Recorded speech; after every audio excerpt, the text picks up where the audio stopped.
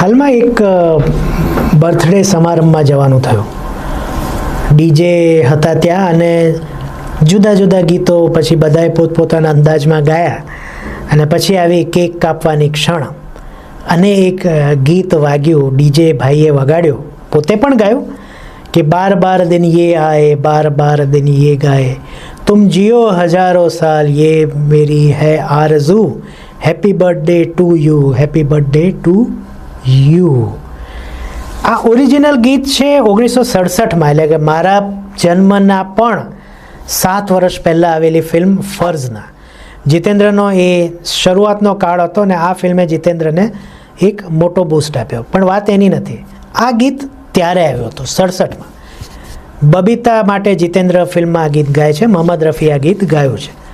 મને એ વખતે વિચાર એવો આવ્યો કે 1967થી આજે 2026, જો કે આ સમારંભ 2025માં હતો પણ તેમ છતાં 2026 સુધી આપણે બોલિવૂડમાંથી કોઈ એવું ગીત નથી શોધી શક્યા જે આ ગીતને રિપ્લેસ કરે. જ્યાં જો મોટા સમારંભોમાં કોઈક પાર્ટી પ્લોટમાં પણ આ ગીત ગવાતું હોય તો આપણને આ જ ગીત સંભળાય છે. એનું કારણ શું? અને બોલિવૂડે પણ આપણને આ ગીતનું રિપ્લેસમેન્ટ હજી સુધી નથી આપ્યું.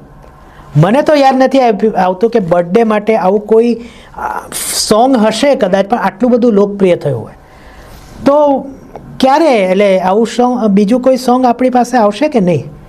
તમને આવું કોઈ લોકપ્રિય ગીત યાદ આવે છે જે બર્થડેના ટાઈમમાં હિન્દી ફિલ્મોમાંથી લેવામાં આવ્યું હોય તો મને કમેન્ટમાં ચોક્કસ કહેજો.